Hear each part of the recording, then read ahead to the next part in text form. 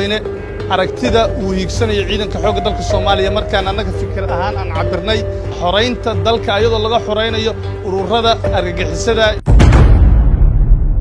waa ku khasbannahay inaan dalkan aan dib gacantii ummadda Soomaaliyeed ugu soo celinno inaan dib ciidanka qalabkiisa ugu soo celinno inaan dib dimuqraadiyaddii aan ka ballanay oo ahayd qof iyo codkiis aan dib ugu soo celinno